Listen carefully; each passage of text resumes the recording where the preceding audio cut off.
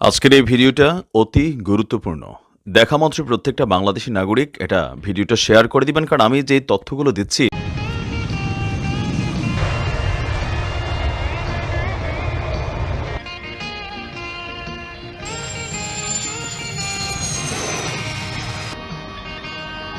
এই 2025-এর মে মাসে দাঁড়িয়ে একটা কথা বলতে পারি, বাংলাদেশ একেবারেই সুরক্ষিত নয়। বাংলাদেশের যে ডিফেন্স, তার বাজেট প্রচুর কম এবং এই মুহূর্তেও সারা পৃথিবীর 33 নম্বর দেশ হচ্ছে ফায়ারফ্লাইতে তাদের ক্ষমতা। কিন্তু তাদের ক্ষমতা পৃথিবীর 1 নম্বর হিসাবে জাহির করে সেখানকার মানুষজন, কারণ জজবা, যেটা পাকিস্তানের সেনাবাহিনীর মধ্যেও আছে। এবং এটাও বলে রাখি, পৃথিবীর প্রত্যেক সেনাবাহিনীর মধ্যেই এটা রয়েছে। কিন্তু জজবা দিয়ে যুদ্ধ লড়া যায় না। আমি চোখে আঙুল দিয়ে আপনাদের কিছু কথা বলতে চাই, বিশেষ করে আমার বাংলাদেশের বন্ধুবান্ধবদের জন্য, যারা বলেন না যে ভারত আসুক আমরা বুঝে নেব। তাদের একটা কথা বলি, ভারতবর্ষের কারুর কোনো প্রয়োজনও হবে না বাংলাদেশের সীমানায় একটি পা রাখারও। কেন? তার কারণ হচ্ছে বাংলাদেশের যা ভৌগোলিক বিচার, তাতে ভারতের কাছে যা মিসাইল রয়েছে সেই মিসাইলের টপ লেভেল পর্যন্ত পৌঁছাতে হবে না, স্টার্টিং লেভেলেই কিন্তু শেষ হয়ে যাবে বাংলাদেশ। কেন বলছি এই কথা?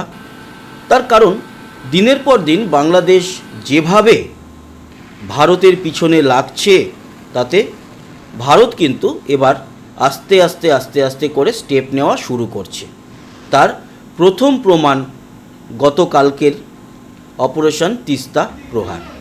এবার আসি বাংলাদেশের এয়ারফোর্সের কি ক্ষমতা আছে। দেখুন, একটি দেশের পাওয়ার নির্ধারিত হয় আজকের তারিখে দাঁড়িয়ে এয়ারফোর্সের উপরে। তার কারণ এয়ারফোর্সই মূল কাজটা করে, তারপরে নেভি, সেনাবাহিনী, তাদের অবধি যেতেও হয় না। অন্তত বাংলাদেশের ক্ষেত্রে ভারত যদি মনে করে তাহলে 15 থেকে 20 মিনিটের মধ্যে সব কিছু ফিনিশ করে দিতে পারে। কেন? তার কারণ বাংলাদেশের কাছে তাদের আকাশের কোনো এয়ার ডিফেন্স সিস্টেম নেই। এবং যদি নেভির দিকটা বলা হয় তাহলে আপনারা দেখবেন আপনাদের কাছে যেরকম কোনো ডেস্ট্রয়ার নেই, এয়ারক্রাফট ক্যারিয়ার তো অনেক বড় ব্যাপার, ছেড়েই দিলাম, এবং ফ্রিগেটও খুব একটা বেশি নেই, 2-3টে আছে। ডেস্ট্রয়ারের সামনে ফ্রিগেট হচ্ছে চুনোপুটি, এয়ারক্রাফট ক্যারিয়ার আরও অনেক বড় ব্যাপার। কয়েকটা করভেট আছে, তাই দিয়ে মশা মাছি মারা যেতে পারে। তাই যেরকম পাকিস্তানের করাচি বন্দরের কাছে আমাদের বিক্রান্তকে দাঁড় করানো আছে এখনও, সেরকমই আমাদের আরও একটি এয়ারক্রাফট ক্যারিয়ার বিক্রমাদিত্য, সে কিন্তু বঙ্গোপসাগরে ফ্রি আছে। তাকে যদি বাংলাদেশের কাছাকাছি কোথাও দাঁড় করিয়ে দেওয়া হয়, এবং তার সঙ্গে অবশ্যই কলকাতা ক্লাস আমাদের ডেস্ট্রয়ার, বিশাখাপত্তনম ডেস্ট্রয়ার, আইএনএস সুরাত, এগুলোকে কয়েকটা, বেশি লাগবে না, গোটা 2-1 ডেস্ট্রয়ার, গোটা 4-5 ফ্রিগেট আর গোটা 3-4 করভেট যদি দাঁড় করিয়ে দেওয়া হয়, তাহলে কিন্তু কোনো রকম কিচ্ছু করার প্রয়োজন হবেই না ভারতের। বাংলাদেশ ওখান থেকে বেরোনোর কোনো ক্ষমতা নেই, সম্পূর্ণ ল্যান্ড লক কান্ট্রি হয়ে যাবে। ওই যে মোহাম্মদ ইউনুস গিয়ে বলেছিল না 7 সিস্টার ল্যান্ডলক, এবার ল্যান্ডলক কীভাবে করতে হয় সেটা ভারত কিন্তু দেখিয়ে দেবে। তার মানে সমুদ্রের দিক থেকে কিচ্ছু করতে পারবে না, কিচ্ছু করতে পারবে না। আর বড় বড় কথা বলতো বাংলাদেশ চায়নাকে নিয়ে আসবে, যাদের নিজেদেরই ক্ষমতা নেই তারা কিন্তু অন্য দেশকে টানে। ভারত কখনো অন্য দেশকে টানবে না, টানেই না। কখনো বলেছে ভারতের কেউ যে আমরা ওকে নিয়ে আসবো, আমরা ওকে নিয়ে আসবো? না। তার কারণ ভারত জানে যে তাদের নিজস্ব যা ক্ষমতা আছে তাতেই অন্তত আশেপাশের দেশগুলো ঝলসে যাবে। চীনকে নিয়ে অনেক বড় বড় স্বপ্ন দেখত পাকিস্তান, বাংলাদেশ। তাদের সমস্ত এয়ার ডিফেন্স সিস্টেম গুড়িয়ে দিয়ে চীনকে অকাত দেখিয়ে দিয়েছে। তাদের হয়ে এবার যারা অহংকার করতো তারা বুঝে গেল যাকে বাবা ডাকতাম আসলে সে বাবা নয়, আসলে সে বাবা নয়। তাই চায়নার উপরে যে মুগ্ধতা, সেটা কিন্তু পাকিস্তানেরও যতটা কমে গেল, বাংলাদেশেরও ততটা কমে গেছে। তারপরে চীনের J-10C নাকি কিনবে বাংলাদেশ। মুখে অনেক কথা বলা যায়, কিন্তু এই মুহূর্তে দাঁড়িয়ে বাংলাদেশের হাতে কি আছে? এয়ার ডিফেন্স সিস্টেম তো নেই।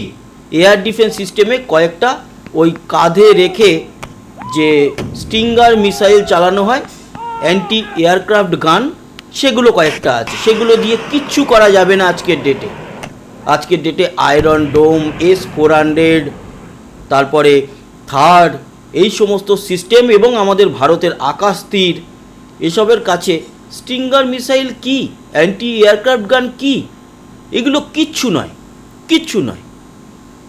আর আক্রমণের জন্য কি আছে? 36খানা JF-7, যা কিনা 1960-65 দিকে রাশিয়ার যে MiG-21 তাকে নকল করে চায়না বানিয়েছিল। সেই 36টা বাংলাদেশের কাছে আছে এবং তার মধ্যেও 3-4টে চলে না। যে কটা আছে সেগুলোকে বাংলাদেশের লোকরাই বলে মুড়ির টিম। আর আছে কি 8খানা MiG-29, যেগুলোকে এখন কেউ পোছেও না। তার মধ্যে আবার 4খানা খারাপ। সেগুলো দিয়ে বাংলাদেশ ভারতের বিরুদ্ধে লড়বে, এটা ভাবাটাই হচ্ছে গিয়ে মূর্খামি।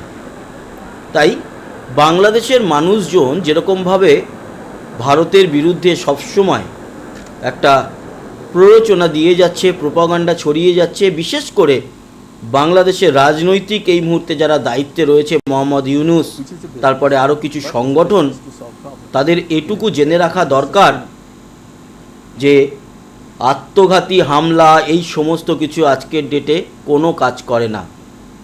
এটা হচ্ছে ইলেকট্রনিক ওয়ারফেয়ারের যুগ। এই যে JF-7, এই JF-7-এর মধ্যে এমন কোনো সিস্টেম নেই যে কিনা রাতে লড়তে পারে।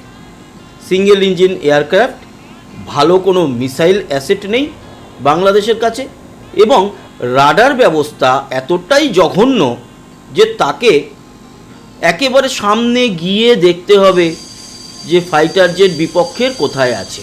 অথচ ভারতের কাছে শুধু নয়, চায়না, পাকিস্তান বা মায়ানমারের কাছেও এমন এয়ারক্রাফট রয়েছে যারা কিনা 200 কিলোমিটার দূর থেকে এই JF-7কে দেখে তাকে টার্গেট লক করে নিমেষের মধ্যে ধূলিসাৎ করতে পারে। তার কারণ এটা এমন একটা সেকেন্ড জেনারেশন এয়ারক্রাফট যাকে হাঙর বা তিমি মাছের মতো রাডারে দেখা যায়। 500 কিলোমিটার দূর থেকে অত্যাধুনিক রাডারে তাকে দেখা যাবে। S-400 খরচাই করতে হয় না এই JF-7-এর জন্য। MiG-29 একটু বেটার হলেও তার মধ্যে 4টে খারাপ হয়ে বসে আছে। এই আকাশ সিস্টেম, আকাশের লড়াই নিয়ে বাংলাদেশ যদি মনে করে ভারতের 7 সিস্টারকে আলাদা করবে, তাহলে এটুকু বলতে পারি যে এই পৃথিবীর সবথেকে মূর্খ জাতি তাহলে এই বাংলাদেশিরা। যারা শিক্ষিত আছে তারা জানে, ডিফেন্সের যারা আছে তারা জানে, যারা বাংলাদেশের সেনাবাহিনী তারা জানে, কিন্তু কিছু মূর্খ পাবলিকের জন্য আজ বাংলাদেশের এই বদনাম। তারা ভাবে মুখে তো আমি বলে দিলাম কি আর এসে গেল, কিন্তু তাদের নিয়ে সারা পৃথিবী যে যদিও বাংলাদেশকে সারা পৃথিবী চেনে না, কোথাও গিয়ে যদি বিদেশে বলা হয় বাংলাদেশ, আচ্ছা কোথায় সেটা? ওই তো ভারতের পাশে পূর্বে, এই হচ্ছে বাংলাদেশ। ভারতকে বলতে হয়, মানে ভারতের নামটা আনতে হয়।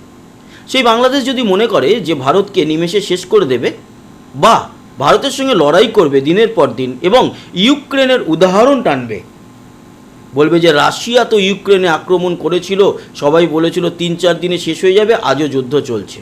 ইউক্রেন রাশিয়ার কথা বাদ দিলাম, ভারত পাকিস্তান দেখে নিলেন তো, কালকে 18 তারিখে ভারতের সঙ্গে মিটিং আছে। ভারত বসবে কি না ঠিক নেই, বসলে পিওকে দিতে হবে, আর আতঙ্কবাদীদের লিস্ট তৈরি হয়েছে, দিতে হবে। এখানে বাংলাদেশের বুঝে যাওয়া উচিত যে চায়না, পাকিস্তান এদের ডিফেন্স সিস্টেম কিচ্ছু করতে পারেনি, সেখানে বাংলাদেশ চুনোপুটির থেকেও কম। তাই মাথা ঠান্ডা করে বক্তব্য দেওয়া উচিত, বক্তব্য রাখা উচিত, আর সব সময় নিজের যে ওজন সেই ওজন বুঝে ভোজন করা উচিত। ওজন বুঝে ভোজন না করলে পেট ফেটে যায়। তাই বাংলাদেশের আকাশ সুরক্ষিত নয় এবং বর্ডারও সুরক্ষিত নয়। আপনারা ভাববেন যে বর্ডারে আমাদের তো বাংলাদেশ রাইফেলস আগে ছিল, এখন বিজিবি আছে, কিন্তু বিজিবি আর বিএসএফ এদের কাজ নয় যুদ্ধ লড়া, এদের কাজ ছোটোখাটো কনফ্লিক্টে নিজেদের মধ্যে ফ্ল্যাগ মিটিং করে বিভিন্ন আলোচনা করা। আর যখন লড়াই শুরু হয়, এই লড়াইয়ের সময় বিএসএফ পিছিয়ে যায়, বিজিবিও পিছিয়ে যাবে, সেনাবাহিনী কেউ আসবে না, আর প্রয়োজনও হবে না কোনো সেনাবাহিনীর প্রবেশ করার। 8 থেকে 10টা মিসাইলে আরামসে কাজ হয়ে যাবে। আর তাকে রোখার ক্ষমতা পাকিস্তান, চীনেরও যেরকম নেই, সেরকম বাংলাদেশের কথা তো বাদই দিলাম। তাই এই মুহূর্তে দাঁড়িয়ে বাংলাদেশের উচিত নিজেদের মাথা ঠান্ডা করে এই সময়কার সিচুয়েশনকে বুঝে ভারতের বিরুদ্ধে কথা বলা। তার কারণ বলতে তো ট্যাক্স লাগে না। খেয়ালি পোলাও আপনি স্বপ্নে দেখছেন, আপনি পোলাও বানাচ্ছেন, তাতে আপনি 1 কেজি ঘি ঢালুন না, কিচ্ছু অসুবিধা নেই। কিন্তু বর্তমানের মাটিতে দাঁড়িয়ে যদি আপনারা মনে করেন যে বিরাট বড় ব্যাপার, তাহলে আপনারা মনে করতেই পারেন, কারণ পাগলের সুখ মনে মনে। আর সিচুয়েশনে দাঁড়িয়ে, গ্রাউন্ডে দাঁড়িয়ে ভারত কিন্তু 15 থেকে 20 মিনিট টাইম নেবে বাংলাদেশকে একেবারে পুরো মুখ সমেত, নাক সমেত কাদায় ঠেলে দিতে। আর আপনাদের এই ঠেলে দেওয়ার মুখ্য কারিগর হবে মোহাম্মদ ইউনূস এবং প্ল্যান প্রোগ্রাম। তারপরে যদি তৈরি হয়ে যায় বা তৈরি হয়ে গেছে কিনা যে বাংলাদেশকে টুকরো করে দেওয়া হবে চট্টগ্রামের দিক থেকে, রংপুরের দিক থেকে, তাহলে সেটা আমার জানা নেই, হলেও হতে পারে। অন্যদিকে বাংলাদেশ কূটনৈতিক দিক থেকে সম্পূর্ণ বিফল, পুরো দিক থেকেই বিফল। IMF লোন দিয়েছে বলে আনন্দ করে লাভ নেই, ভিক্ষা ওটা। আনন্দ সেদিন করবেন যেদিন নিজের ইনকামের টাকায় আপনারা বিদেশ থেকে অস্ত্র কিনবেন, নিজেদের অর্থনীতিকে দাঁড় করাবেন। ভিক্ষার টাকায় অহংকার হয় না, এটা মাথায় রাখা উচিত। আর এই যে মুখে বলছে না যে পাকিস্তান যেরকম J-10C নিয়েছে চায়নার থেকে, বাংলাদেশও নেবে, মুখে বলতে কোনো পয়সা লাগে না, কোনো পয়সা লাগে না। আগে এই সিচুয়েশনে দেখুন, মাত্র 33খানা JF-7 আর 4খানা MiG-29 নিয়ে যদি মনে করে 5 থেকে 10 মিনিট লাগবে, হ্যাঙ্গার সমেত উড়িয়ে দেবে ভারত পুরো। তাও এই মুড়ির টিন কয়েকটা ছিল, যেগুলো সব মিউজিয়ামে দাঁড় করানো আছে, আর যেগুলো চলে মাঝে মাঝে উড়িয়ে একটু দেখে নেয় যে ইঞ্জিন ফিঞ্জিন ঠিক আছে কি না, সেগুলো নিয়েও আপনাদের আর কোনো রকম চিন্তাই থাকবে না যে ভাই এগুলো সবই ধ্বংস হয়ে গেছে, আমাদের হাতে আর কোনো এয়ারক্রাফট নেই, অতএব আমরা ঝাড়া হাত পায়ে হয়ে বসলাম, আমাদের পাইলটদেরকেও আর মাইনে দিতে হবে না, আমরা নিশ্চিন্ত। অতএব এই জায়গায় দাঁড়িয়ে আজকে যেটা বলে শেষ করব সেটা হচ্ছে, আমরা বাংলাদেশের সঙ্গে যুদ্ধ চাই না, কিন্তু আপনাদের যিনি এই মুহূর্তের মাথা, তিনি আমাদের কনস্ট্যান্ট 7 সিস্টারকে নিয়ে যা বলে যাচ্ছে, তার জন্য ভারত কিন্তু আলাদা রকম চিন্তাভাবনা করেছে এবং আপনাদের দেশে প্রচুর জঙ্গিকে জেল থেকে ছাড়া হয়েছে। তাদের সীমায় বা তাদের ঘরে কখন যে ব্রহ্মোস, স্কাল্প এগুলো এসে পড়বে কেউ বুঝতে পারবে না। হঠাৎ ভোর রাতে জানা যাবে বাংলাদেশে 4টে কি 5টা মিসাইল হানা, সম্পূর্ণ আতঙ্কবাদীদের ক্যাম্প উড়িয়ে দিয়েছে ভারত।